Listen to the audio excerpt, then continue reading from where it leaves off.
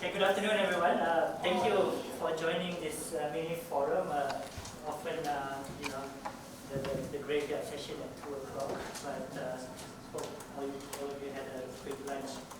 I must say, I have a very tight schedule, so I do have to leave probably at 2:45.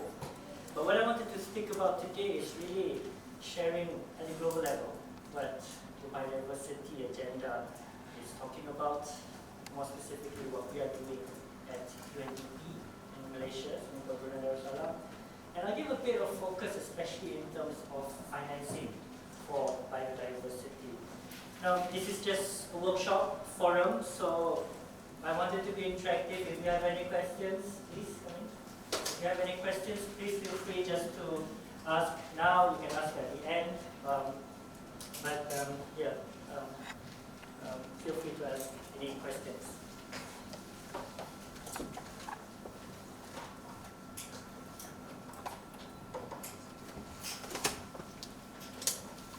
Alright, I think many of you probably have seen this, and I think we've heard even today.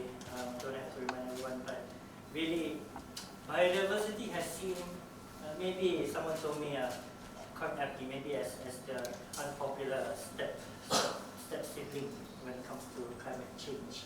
It hasn't received as much attention, and because of that as well, it hasn't received funding, finance at the scale we are seeing in terms of climate change. But people are increasingly talking about biodiversity being, we are facing the 6 massive extinction events, where, of course, we rely on biodiversity, we rely on biodiversity for regulating the air we breathe, we rely on biodiversity for all our products and services, but biodiversity may be seen a little bit less in terms of its being mainstream in development. And that's where we are when we talk about biodiversity. Now, who here has heard or knows about the Kunming-Montreal Global Biodiversity Framework? Good.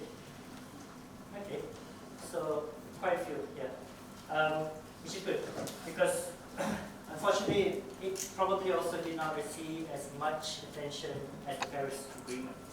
Right? But we do have a Global Biodiversity Framework, and a lot of what we're going to be doing now is the time to operationalize and implement this framework. And I'll go briefly, because many of you are familiar with it. I'll just go briefly on the framework itself. In terms of its long-term goals up to 2050, there is 4 goals: focus on protecting and restoring nature, focus on prospering the nature, sharing the benefits, this is sharing, AES, and invest and collaborate. But more in terms of the short term,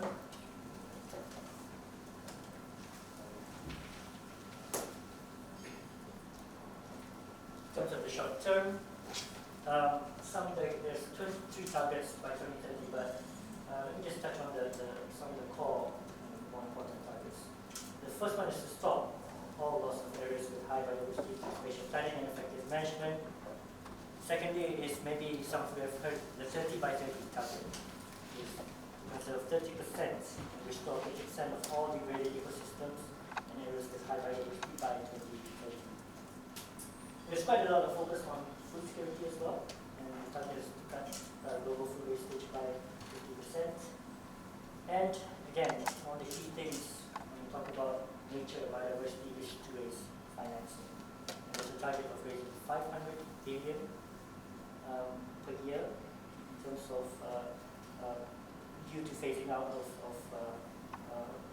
fossil fuel subsidies, agricultural subsidies, so on and so forth, and mobilize at least 200 billion per year by 2050 for biodiversity. Right, now we are at the Climate Governance Summit. So what's the connection? Of course, I think everyone knows here, forests provide carbon sinks. And there's a bit of maybe questions in terms of the integrity, effectiveness. But now the reality is, again, you probably have heard in the past few days that we need to reduce about 13 to 50 kilograms of carbon by 2030 to stay within 2 degrees, 20 to 23. And if you look, I won't go into detail, but do look into the IPCC reports. from decarbonization of our energy systems, moving towards renewable energy, especially solar, wind, but it will be difficult to identify any other pathway to reduce an additional 4 to 6 gigatons. Again, there's some controversy now when it comes to nature-based solutions, but at the same time, this also probably, basically there's not really other options that we have if we exhaust decarbonization. I hope there's enough shares. We can also take these shares.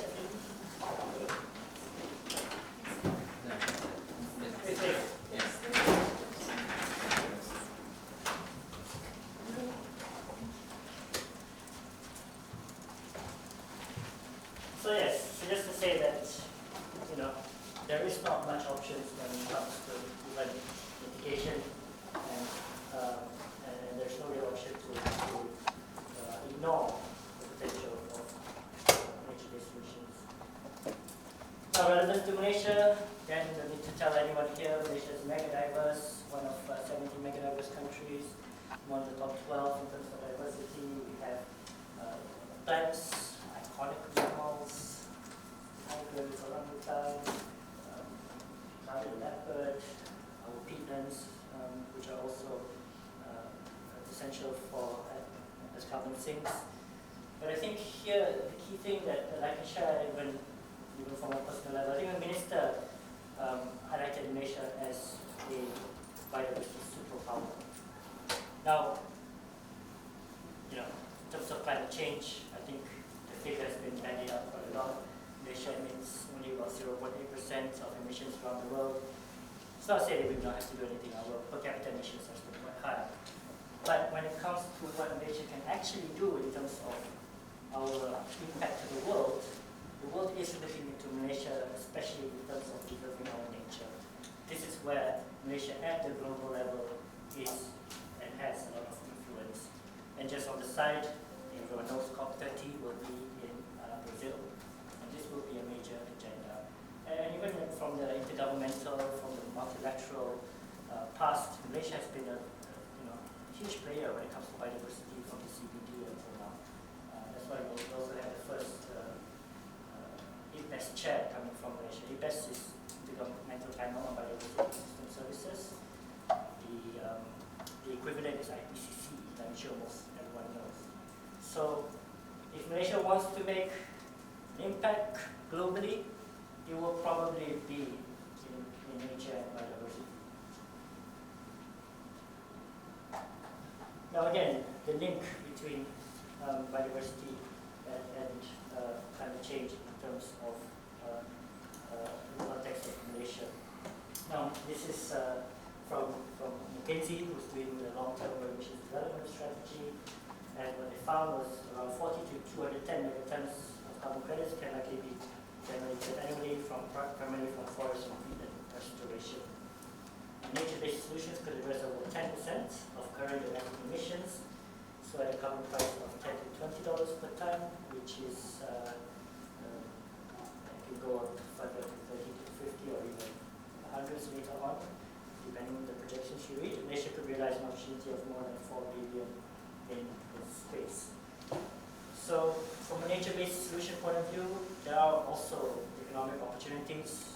Of course, we can speak about some of the challenges there as well.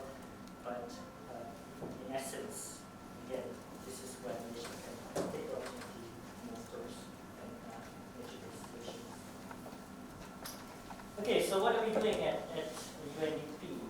So UNDP has a program called Nature Pledge. And this is a commitment of UNDP to really implement and operationalize the global biodiversity framework that I've shared. So UNDP is working in more than 140 countries around the world. And the vision, why I started with this diagram of highlighting perhaps the lack of attention on biodiversity, is really the overall vision is to put nature at the heart of development. Yeah, many of you probably have seen the kind of Venn diagrams, or I forgot the name, where nature encapsulates both the social and economic goals. It's because nature is at the foundation of development. And again, Malaysia is the perfect place to look into this, because even when you talk about our core industry, still for a long time for government, who funds the government the most, is still oil and gas. There's still natural resources. So Malaysia, historic development is based on natural resource development. Therefore, putting nature at the heart of development is something that is really relevant to Malaysia's context. I won't go into this in too much detail, but essentially the Nature Pledge focuses on 3 shifts that are needed to transform to putting nature at the heart of development. The first is the global value shift. So this is really in terms of awareness, in terms of values, in terms of people's behaviors, people's consumptions, and also production when it comes to nature. So this is really changing perception when it comes to nature. Secondly is, and this is what I will focus more on today, an economic and financial shift. I'm going to steal one of my mentors, Dr. Henry, who said, conservation without money is just a conversation. So we need money ultimately for conservation, and there really needs to be an economic finance shift. This is a huge market failure when it comes to nature. So we need to choose that. And thirdly is, of course, shift in terms of policy and practice as well. Now, just going to go a bit quickly and share some of the activities that we are doing. One is in terms of value shift. What we're moving towards more and more is looking at many things at an integrated approach. So when we talk about sustainable food practices, we are talking about looking into reducing carbon emissions. We are looking into developing integrated landscape management systems, responsible value chains when it comes to palm oil, and conservation and restoration as well. So increasingly, when we do food production systems, we have to look at it from an integrated approach. In terms of wildlife, I won't touch on this too much, but we also have a program looking into protecting 3 some iconic species in the world. This is the orangutan, the Bornean bunting, and also the Malayan tiger. But I think the thing I wanted to really focus on today, as I said, is the economic and finance shift. Now, this is a study undertaken by UNEP, where it highlighted that there is most of financing when it comes to nature is actually related to damaging financing for nature. So negative financing for nature is almost 7 trillion per year, and this is much more, of course, than any positive contribution of finance to nature. This is in terms of private. This comes up to industries, etc. Spending about 5 trillion per year. So this is 140 times bigger than private finance for nature-based institutions. Even public, which we think of nature as public goods, 1.7 trillion per year is spent again on negative impacts in the form of subsidies, especially in the form of subsidies, but even in terms of incentives, progress incentives, and so on and so forth. And this has been increasing. Since 2021, it's been increasing at a rate of 55%. So in terms of contribution of positive, is 200 billion a year, which is can sound good, but it was in comparison in terms of what is financed negatively. So the idea is, how can we turn around the money that is used mostly for financing negative impacts to nature and mobilizing it for positive impacts to nature. So where are the opportunities that can be spent? I think the most is simply protecting nature. This is the most cost-effective way, because protection of nature represents about 80% of the additional land area needed for nature-based solutions, while absorbing only 20% of the finance. So this is the most cost-effective way all we need to do, we already have the nature, we just need to protect it. Secondly is sustainable land management. This is especially when we talk about sustainable food production systems. There are various techniques now to, for example, when we talk about grazing, it can be optimal grazing. It will depend on the crop. In Malaysia, agroforestry is a very good opportunity, and this can be a huge opportunity. And finally is restoration. Restoration can be quite costly, and here is where you need a lot of investments as well to go for restoration. Now, a little bit more about what UNDP has been doing in the context of economics and finance shift. I think for those who were there in the morning, the Secretary General of the Ministry of Finance mentioned the ecological fiscal transfer, EFTs. And this was a program that was, or a policy that was proposed by UNDP. We know that the key issue when it comes to financial conservation in Malaysia is that nature is under the jurisdiction of the states, and therefore it's also the responsibility of the states. So because of this, UNDP looked into some of the models, similar models in terms of Malaysia, where there is a kind of federal-state relationship, and suggested the ecological fiscal transfer, where money from the federal can be transferred to the state, depending on certain criteria. And this has been increasing. It started in 2019 from 70 million, and now 2024 is 200 million ringgit. Now, separate study from UNDP found that, and this is conservative, for us to achieve the previous biodiversity policy, not the current one, there is a need of about 700 million ringgit extra per year. So 200 wouldn't, it's not sufficient to achieve our biodiversity targets, but nonetheless, it is a good start as a mechanism to transfer money to the states who really need this to manage their biodiversity. And now we're really looking into its effectiveness, its criteria, so on and so forth. Now, moving forward, I think what I've given you a picture is, yes, there is public finance, public funding when it comes to nature, but it is not sufficient. And from the previous diagram that I showed is, in the future, what is needed is really to crowd in private financing for nature. And this is not easy, because nature is not very profitable. It's not very profitable, it is risky, the investment horizon is very much long term. So how do we get people to be investing in nature? Of course, there needs to be a value shift, but people won't just put their money just because it's the right thing to do. Right?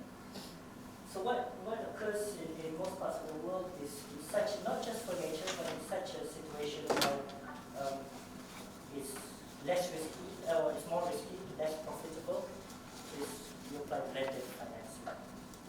So here, one thing UNDP is working in is looking at, for example, the 200 million, but it doesn't have to be from that.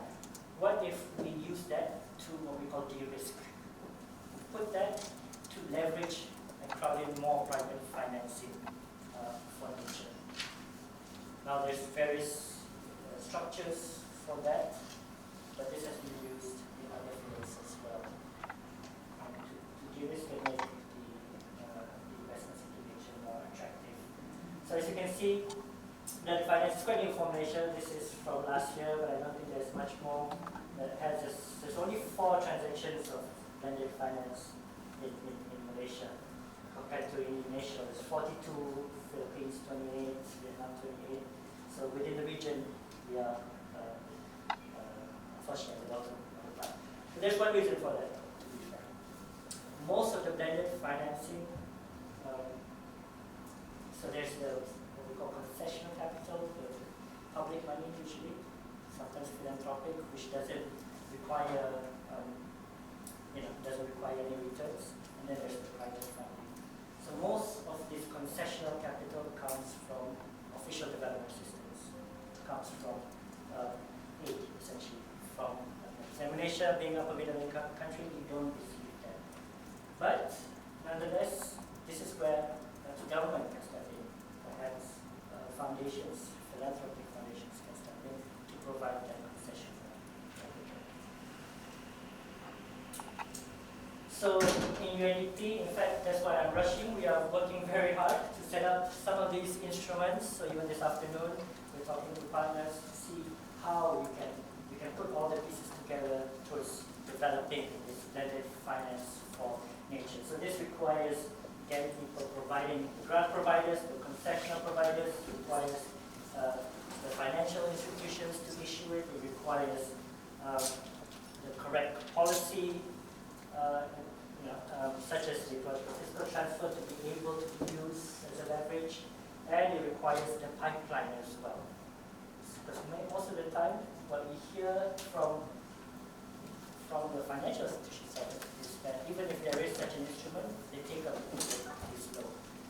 So UNDP, we're working across all ecosystem to try to build this ecosystem where blended finance approach can be operationalized and materialized. So overall, this is near the end. Is just a big, I would say, agenda within international organizations in countries like Malaysia. We are a political country. What Malaysia needs is not, so much physical infrastructure. Yes, in some parts of the country we still need that, but Malaysia is heading towards a high-income nation status. 2028, according to the World Bank. So what we need is more sophisticated solutions, and overall, UNDP as a whole have this new shot is to promote over 1 trillion in public expenditure on SDGs in general, and part of that will definitely be for nature and also climate. Okay, I think I won't go through some of our other projects, but just to finish is that really, of course, this is not something UNDP we can do alone. I think it is great that current governments in Malaysia, they put biodiversity as quite a core component here. So this is really helping with the value shift. But really our core thing, as I said, is how to scale up investments. Increase investments in nature by recognizing the risk profile and focus on long-term horizons. And we hope to mobilize 5 to 7 times from government funding. With this, I don't know in the room if there's those from capital markets, etc. We will need your support in moving towards this. And also we're working obviously very closely with government and policies for results, and really it's really to scale it. And that's it from me. I'm open to question, any questions that you have regarding this agenda. I'm Yusuf from Malaysia. Yes. I'd like to ask you about the biodiversity. We know that we are ranked among the top 20 to mega biodiversity, while at the university we fully support the nature-based solution, but it needs taxonomies, for example. How do we ensure that the supply of taxonomies from the higher institution in support of Malaysia plan for that? Yeah, especially when it comes to biodiversity, the taxonomies are very important. We've already seen, taxonomies developed for climate. Malaysia has followed the, especially ASEAN taxonomy. We don't have that yet for biodiversity. One area UNDP is directly working with Negara as well is on the TNFD, Council for Nature, and that will hopefully contribute towards the taxonomy for biodiversity. I must say though, of course we're promoting this agenda, but biodiversity is I would say even more complex than climate change. When you talk about, say, you're talking about biodiversity credits. One forest in one area, even if it's a tropical forest compared to another tropical forest, the values are not the same. So the taxonomies also have to reflect things like that. So it's early days. it's early days, but I think it's something, this is certainly that has to be worked on. I don't know if there's some of the Vietnam, I know it's not, that's kind of slowly being in the horizon, but not really 100% ready for that yet. Please. I just wondered, I understand there's some SBTNs being developed. Will that feed into this? Well, it should, but again, the finance sometimes disconnect. I don't know the answer to that, but it should. I think, but often at this moment in time, probably, I don't know, probably this. But I guess the key thing, one of the key things here is that, especially when you talk about the financing side, it's different stakeholders, different worlds that are coming together. So this is something that UNDP is trying to do, is to bring everyone on board as well. So unfortunately, many things are moving in parallel rather than.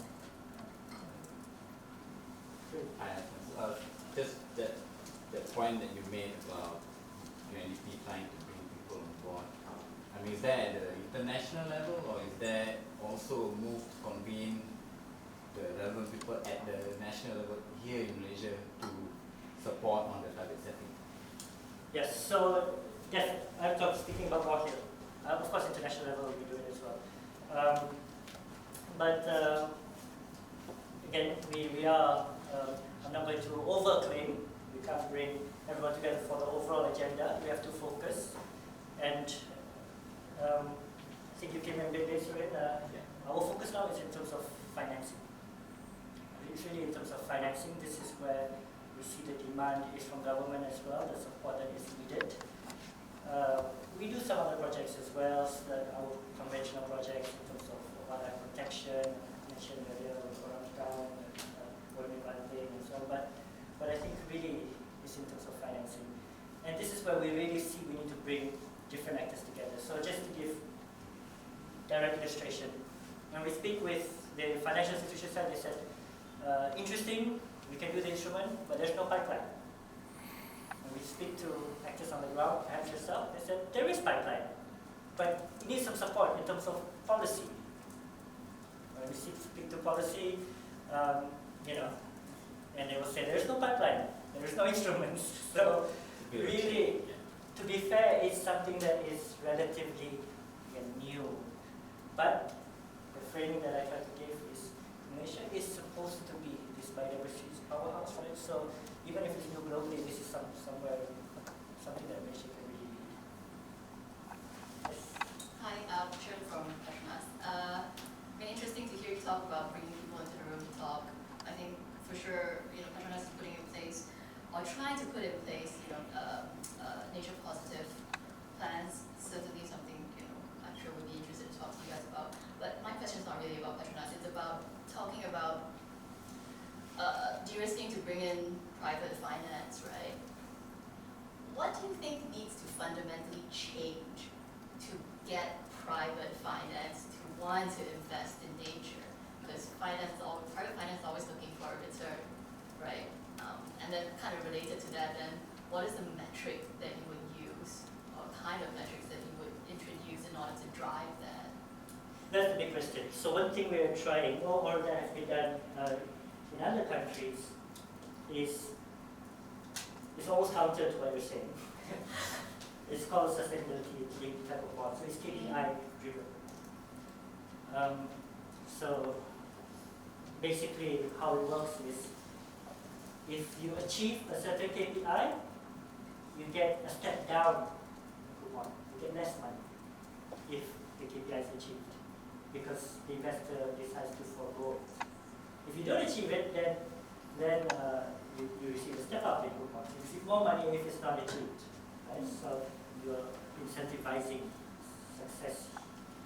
So the question is, are we investor appetite? Do we have that in Malaysia? I don't know the answer to that. We are looking into that. We are asking, of course, a bit of a pessimistic answer for many, but who knows? We'll try that. That's number one. So that's still the value shift, right? So people have to understand that this is not conventional. Secondly, I think investors, who are we talking about? Petronas maybe, can be long-term investors. Biodiversity is a long-term horizon, institutional investors, pension funds, etc. This is where other countries focus their efforts in terms of investors are. Not venture capitalists and stuff, because they often go for short term. But long-term investors that are capable to hold for a long time, I think this will provide the difference. Same thing, marketing. Biodiversity bond, say people bring that biodiversity to complex. The most successful biodiversity related bond, you know this, is Rhino bond. This, I want to say Rhino. So how you package it is extremely important to communicate to investors. If I may add to that, I think that the biodiversity in nature definitely has an, because unlike carbon, the size of the project is not significant. With most carbon projects, people were looking at areas of say 10,000 hectares or more, because they're quantifying the carbon there. But biodiversity, as you say, it's dependent on the area. So even small areas can have a relatively high biodiversity. So I think this is where Indonesia may have advantage. Because where carbon is concerned, I think Indonesia can offer more, because there are huge areas where you can do restoration projects. You have 10,000, 20,000, even 100,000 hectares. They can do a project there. But here in Malaysia, you'll be hard pressed to find any site which is more than a few hundred hectares. So I think there's a lot of potential. Exactly. So nature financing is not just based on the credits. That's the important thing, because that requires scale. So things like tigers, tiger bond, things like that will be quite. Yes. If I may add to the carbon pool. So unlike climate change, you have a single metric, which is the carbon dioxide equivalent, that you can track. You can see the reduction. But if you talk about nature, there are so many metrics around there. If we want to quantify ecosystem services, so for example, water retention. So how do you quantify that as a services, and you put a credit to it? Biodiversity, like you say, this tropical forest and other tropical forest is so much different. How do you quantify the number of species? Right. It's in finance jargon, it's not fungible. It's not fungible. It's not like carbon credit. So it's difficult. So I'm not sure about biodiversity credits, but I have to really go. But let me just end up with one model, an example of something very simple. I won't say the name. I think they wouldn't mind because it's successful. But we have parks which people go to, and they pay fees to enjoy the park. And we have examples in Malaysia where it's very successful. It's very successful where you just pay the park. You add to that conservation taxes. You add to that not even payment for ecosystem services mainly, but you add a few conservation tax, tourist tax, etc. You pool all of that. That will demonstrate a good revenue model. And we have those examples even in Malaysia. So I think there is promise.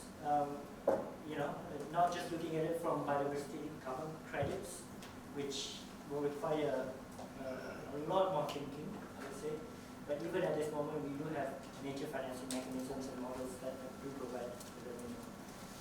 Really sorry, I have to run to another meeting straight away, but I was just very worried at 2 o'clock nobody will turn up. I thought I would speak alone. So really, thank you so much.